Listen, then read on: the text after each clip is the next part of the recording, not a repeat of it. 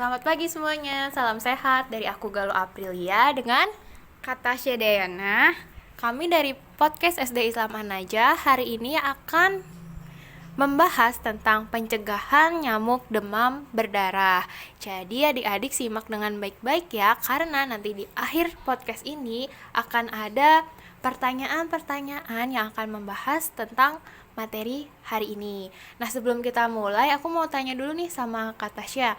Kak Tasya, kalau aku bilang bagaimana kabarnya hari ini, Kak Tasya bilang Alhamdulillah, luar biasa, Allahu Akbar. Kak Tasya, bagaimana kabarnya hari ini? Alhamdulillah luar biasa, Allahu Akbar. Wah, Allahu Akbar, Kak Tasya. Hari ini dalam keadaan sehat walafiat. Nah, teman-teman gimana nih adik-adik sekalian? Apakah adik-adik dalam keadaan sehat walafiat? Jika adik-adik dalam keadaan sehat walafiat, boleh ya komen di kolom chat. Nah, yuk kita langsung bahas saja. Hari ini kita akan membahas tentang pencegahan nyamuk demam berdarah. Nah, adik-adik kan sudah tahu ya bahwa musim di Indonesia itu ada dua, yaitu musim kemarau dan musim hujan.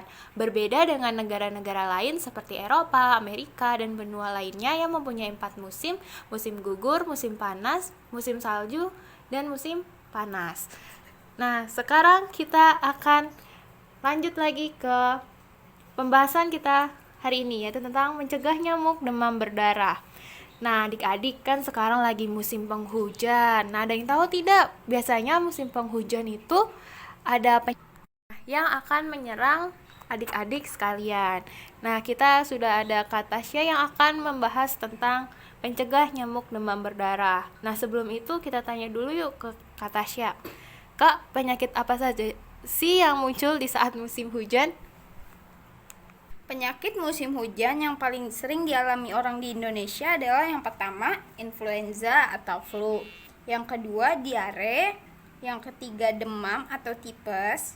Yang keempat, DBD atau demam berdarah. Dan yang kelima adalah malaria. Nah, sekarang kita akan membahas tentang demam berdarah.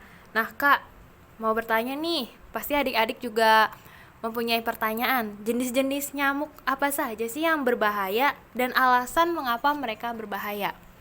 Beberapa jenis nyamuk yang dapat menyebabkan penyakit DBD antara lain adalah nyamuk Aedes, terutama Aedes aegypti. Beberapa jenis nyamuk yang dapat menyebabkan penyakit antara lain adalah nyamuk Aedes, yang juga menyebabkan yellow fever, Zika dan Chikungunya. Yang kedua, nyamuk Anopheles atau penyebab malaria, dan yang terakhir adalah nyamuk Culex, yaitu nyamuk rumah atau nyamuk kebun yang dapat menularkan kaki gajah.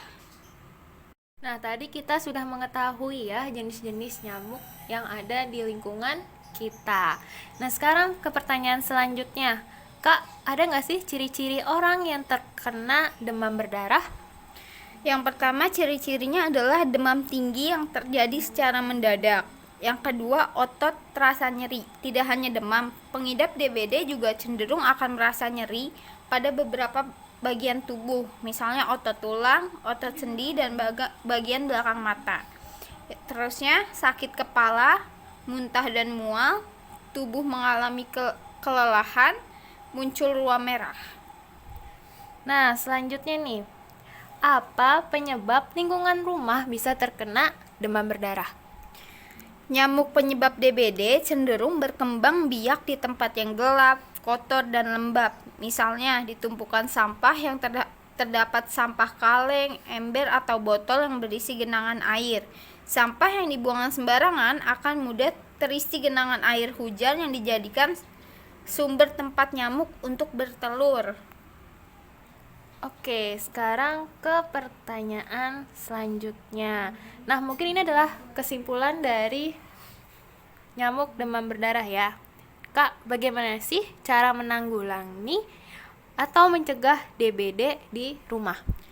Cara pencegahan demam berdarah di rumah yang pertama bisa menguras bak mandi secara berkala atau seminggu sekali. Yang kedua, membersihkan wadah penampungan air lainnya. Yang ketiga, pasang kasa dan kelambu nyamuk di kamar tidur. Yang keempat, Jangan menumpuk atau menggantungkan baju kotor terlalu lama. Yang kelima, menggunakan lotion atau krim anti nyamuk sebelum kita beraktivitas atau kita sebelum tidur. Yang keenam, menggunakan pakaian tertutup saat keluar rumah. Dan yang ketujuh, melakukan fogging.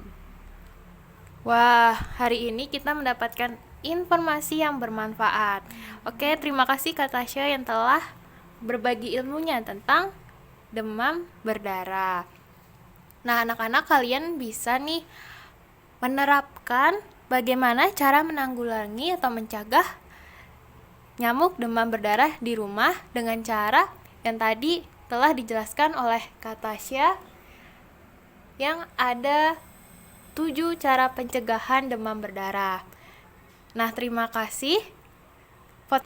Saya akhiri. Wassalamualaikum warahmatullahi wabarakatuh.